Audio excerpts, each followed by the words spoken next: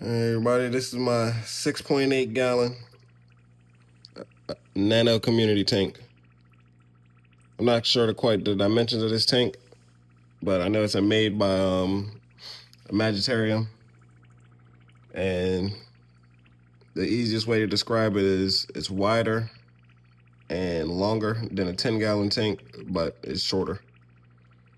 So for it to be a 6.8 gallon tank, it has very good dimensions. Like me, I would feel comfortable keeping a pair of pistols in here,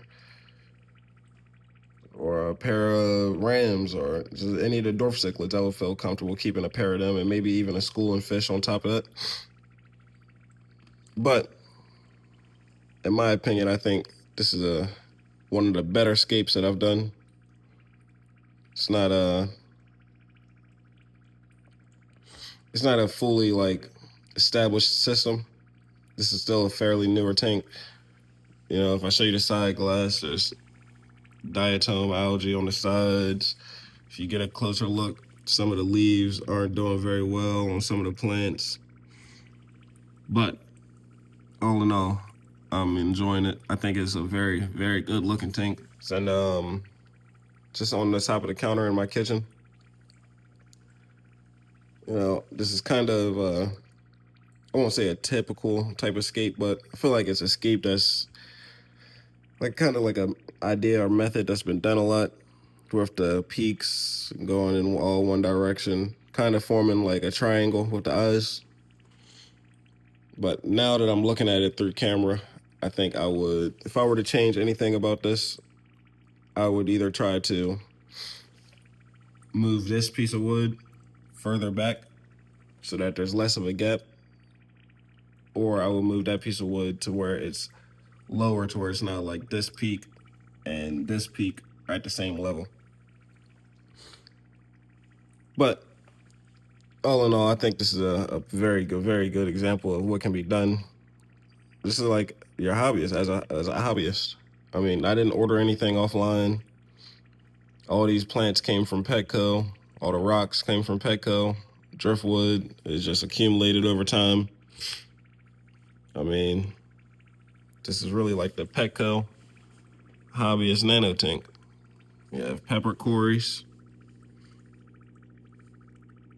I have 6 of them in there. I have a white cloud mountain minnows. There's 8 of them in there. I have a singular beta fish. Got 2 pandagars. And there should be some Amano shrimp in there, but I'm not sure. They may have been eaten by now. Oh, why does the camera keep going wonky? But they may have been eaten by now. But I don't know. I really just like the dimensions of this tank. A Magitarium, I mean, I feel like they did a good job. There's good, you know, I just feel like it's a higher quality tank. And you buy it as a kit, and it comes with a filter and a light. These are also just 2 Petco lights. They're Petco Planet lights. I think they're like $30 a piece. You see I'm running 2 of them. I really would rather have a LED bar, maybe mount it to the top of this cabinet. I really would much rather have that style of light, because even with these running 2 of them, there's still dark spots you can see in the corners of the tank. You see there's still dark spots. And so lighting wise, I'd like to get some different lighting going on. And filtration, I'm not running a filter. I have a hang on back filter that came with that I might put back on. I'm just running air pump, just the air hose running right into the water, no air stone. I have 2 of those going, just so that there's some type of flow on top of the water surface, and it's still getting oxygenated, adding more oxygen into the water than the plants do, you know. If we go through some of the plants we have in here, you see Java moss and kind of spread out throughout the tank in different places. That's kind of holding on. You have swords, Amazon swords back here. There's 3 Amazon swords back there. 2 of the ocelot Amazon swords. Those are the ones with this more like marbled pattern. Yeah, you can see it better from the top. And those aren't unhealthy leaves. That's just the pattern that the leaves develop. With just water lettuce. And we have a regular Amazon sword in the back, and you can see it doesn't have the same markings on the leaves. That is actually unhealthy leaves. Whereas compared to these healthier leaves, I won't say they're perfect, but they're healthier than that leaf. But yeah, I have 3 Amazon swords back there, 2 ocelot swords, and a regular Amazon sword. Some type of crypt right here. I think that'll look good once it establishes and grows up. It kind of fills in that space right there. Dwarf sedge. I never had luck with this plant, but trying to give it another try, and hoping that it decides to take this time. But I also want to mix some type of other carpeting plant inside, and like to be intermingled with the dwarf sedge, just because, you know, why not add that extra interest down there. There's lots of boost, however you want to say it, boost. Have a good amount of that. And I was getting that for very cheap from Petco and PetSmart, like $10 for a very sizable portion. It's not the best quality, but it's a good portion. I mean, once the plants get established in your tank and start growing again, quality won't really matter. Back there we got just various types of Anubias just tucked into the back of that wood back there because I didn't know what to do with it. I don't know what type of plant this is. I just bought it. It's a terrestrial plant, but I have its roots wet, submerged. Looks good, has a flower right there. Excuse me. I want to say some type of peace lily, but I'm not sure. Don't quote me on that. Should have focused. There's another nice plant though. Has that kind of like variation or marbling on the leaves. Adds more interest to outside of the tank. Right here we have a stem plant that I'm not sure what it is. It's not doing the best. It's not dying, but it's not like taking off like you would expect a stem plant to take off. But you know, you can see new growth on it, but you also can see like where the leaves are just covered in algae and just not doing very well. So I'm still giving this plant a chance to just grow. Think it'll look good if it can fill in that spot. Got some bobitis here. I ideally would like to get some more of this and just fill in this whole back corner with just bobitis. I feel like that'll give a good place for fish to hide. And if white clouds ever want to spawn, I feel like this would be a good place for them to do their eggs, as well as on the water lettuce and stuff. But you know, it just adds another choice for them to be able to spawn somewhere. What else can I talk about with this tank? Oh, I forgot this plant. I don't know what this is either. I kind of just grabbed it when I was out in the stream one day and just chucked it in, see if it's gonna take or not. But I don't think I'm forgetting anything else plant-wise.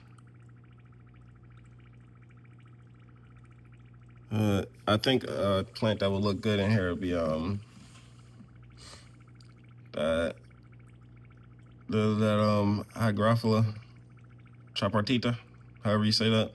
That's like the 4-leaf clover plant that like kind of vines and grows along, you know. I don't know how to describe it. And I want to try. I always see pennitifida, however you say that one too. Man, you know I'm not good with the Latin names. But that plant, I want to try that attached to the back of some of these spikes. I think that'll look good if I can get it growing out of the top as well. And just, you know, I think it'll look good attached to the back of some of these peaks. But that's a plant that I'm going to have to order. I've never seen it being carried in any of my local pet stores, which locally to me, I only have Petco and PetSmart. Everything else is an hour or so away. But, oh no, I really do. I like this tank. I like how it came out. And there's a lot of hardscape material in there, but there's still a good amount of space for fish to swim. Like, they can go all behind it. And if you look closely, there's gaps within the wood, because this isn't all just one piece of wood. It's what, 4 pieces of wood all put together and kind of just put into seem like it all goes together. This is my favorite angle though. That looks good.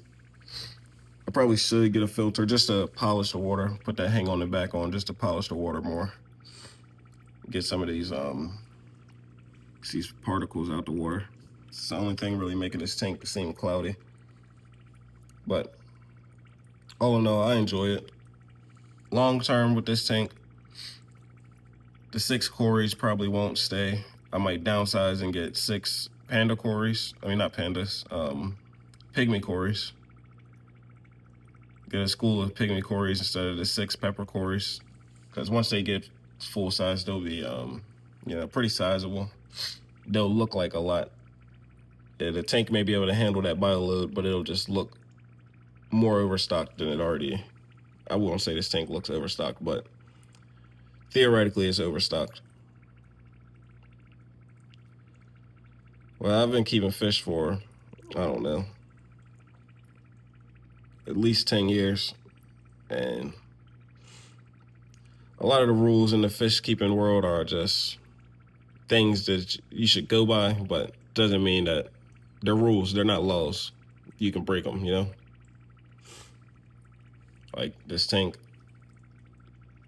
for all intensive purposes, if people were to ask, with 8 white clouds, 6 cories, 2 pandagars, and a beta, will be overstocked. But when you look at the tank, it doesn't look overstocked because the dimensions of the tank are allowing way more like footprint of space that the fish can use compared to just the amount of gallons of water that it holds.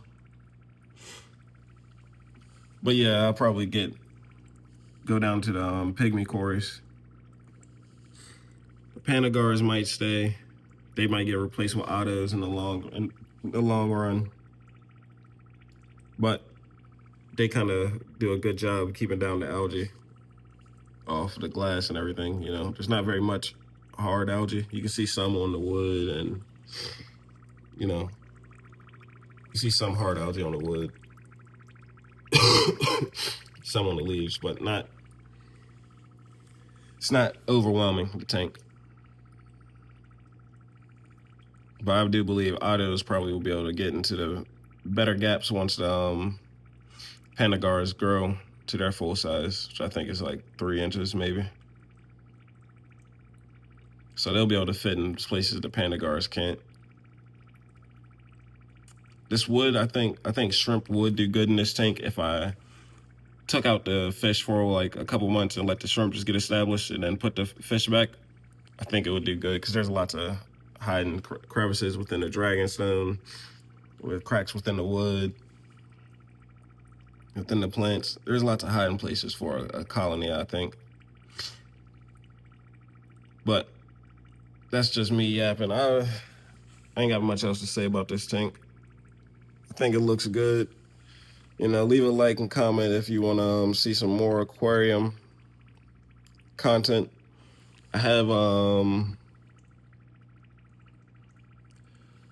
pond I need to do something with, and I have a 20-gallon hide I need to do something with. So those could be 2 upcoming projects. With the pond, I'm kind of just leaning towards using that as a plant nursery because there's no better light than the sunlight. And with the 20-gallon, I think I want to make a species-only tank that's going to be fairly unique. Almost polydarium style, almost, I don't know how to describe it. I can picture it in my head. Just picture a African riverbank, and if that gives you any hints, comment what you think that species-only tank, what that species is going to be. But yep, this is my 6.8-gallon tank. Can't complain, I can't complain. Excuse me. I think it looks very good from the top. and down to the sides. I am using fertilizer maybe every other day. That's not even really aquarium co-op easy green anymore. It's just the same pump bottle. If it is easy green in there, it's probably so diluted that it's not easy green anymore. But yeah, that's it. I keep the lights on 10 hours, fertilize every other day. I just did a water change yesterday. When your tank's overstocked, you kind of want to do more water changes than usual. But I'm really enjoying this tank. I may even, seems like I have space for another one right there, right?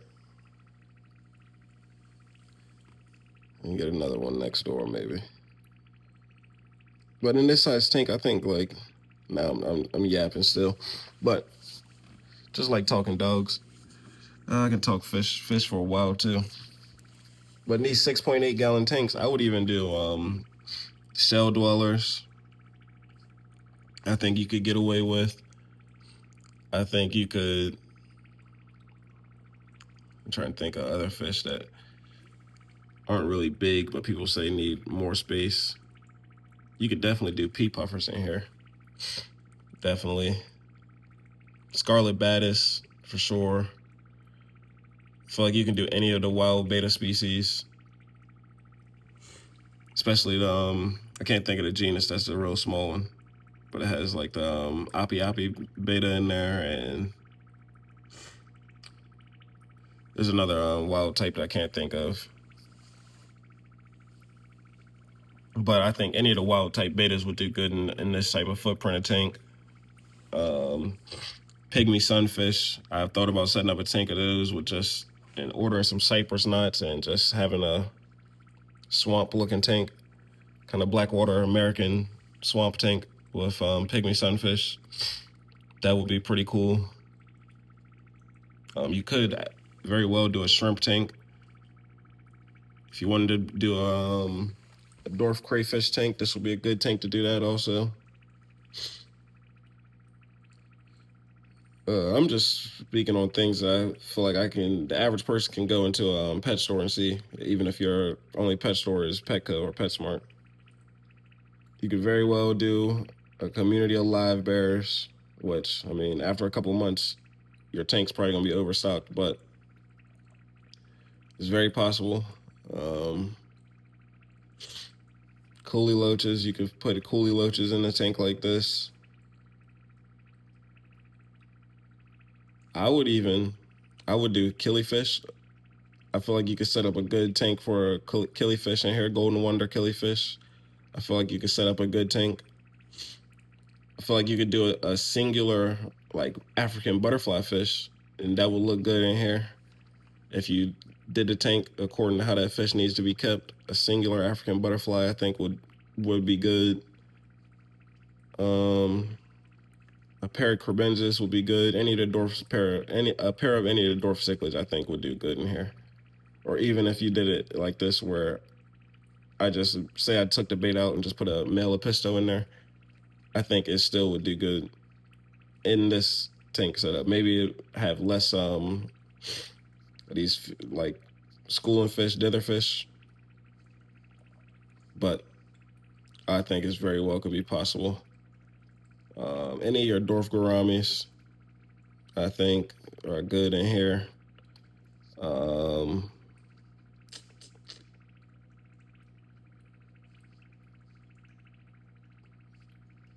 Me personally, I mean,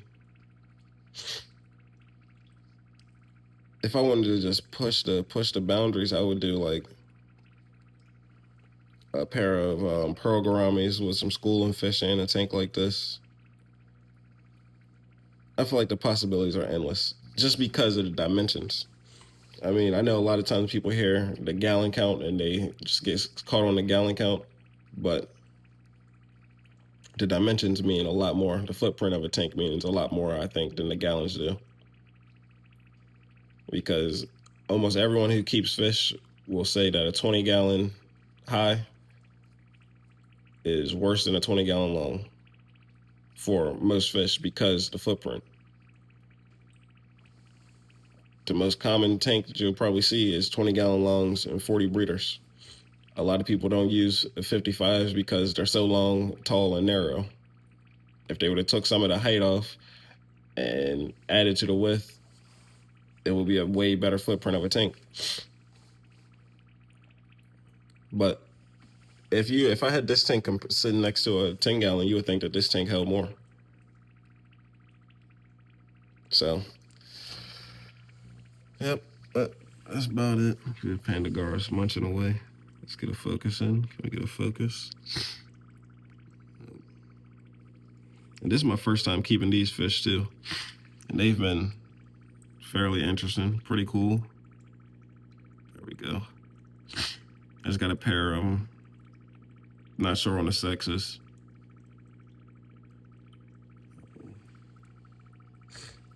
Let's see, getting a little spunky. This beta fish, I don't know if he'll be in this tank forever because I feel like a red beta fish would look better in here. Or just a different type of feature fish would look good in here.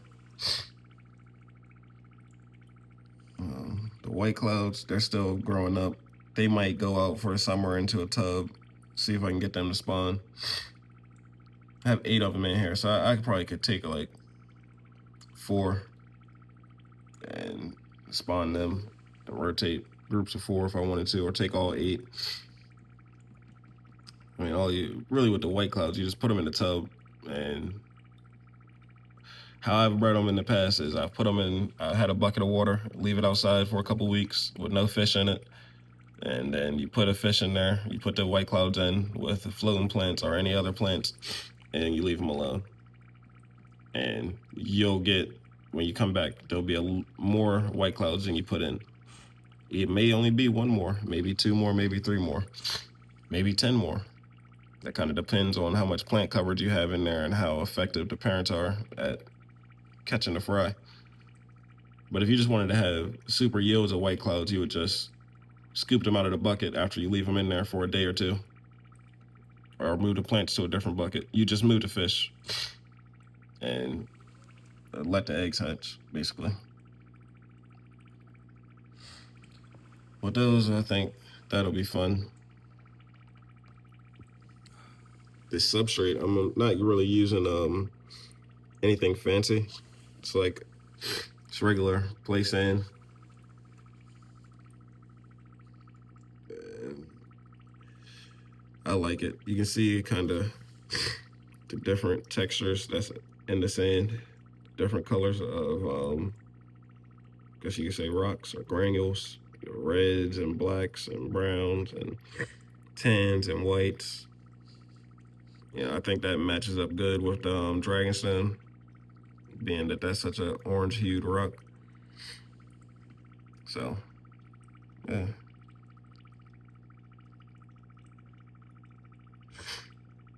I wouldn't say that this is a natural-looking tank, but I think it's a pretty good-looking aquascape. I won't sit here and say I've seen anything organized like this in nature. But this 20-gallon that I'm imagining in my head, I think will be a much more naturalistic biotope style tank. But that's it. I didn't ran my mouth for 20 minutes. Hopefully y'all enjoyed looking at my tank, enjoyed looking at my fish. Leave a comment if you want to see more fish content. Like I said, comment what you think I'm going to do in this 20-gallon. Comment what you think I should do in the pond.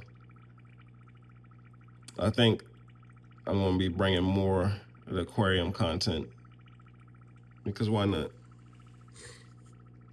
Why not, Look at this. Look at those faces.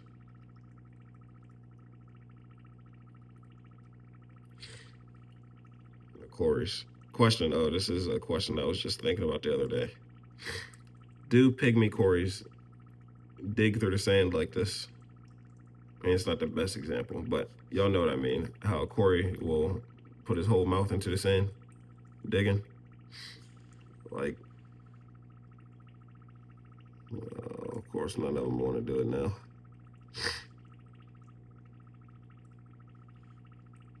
But do pygmy cories exhibit the same behavior? Because one thing I will say with this group of 6 cories, you don't see any detritus laying down in the foreground. So I'm just curious on that. I've had pygmies before, but I can't remember if I ever saw them, really work the same, like how a normal size cory does.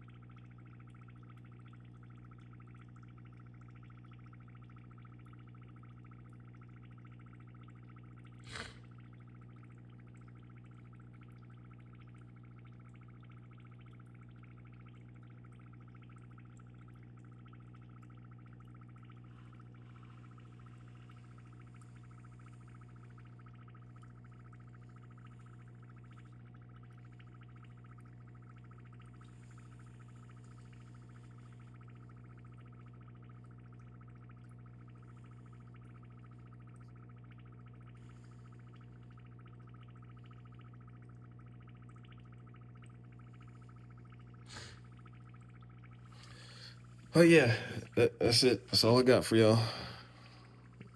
Valley Outdoors out.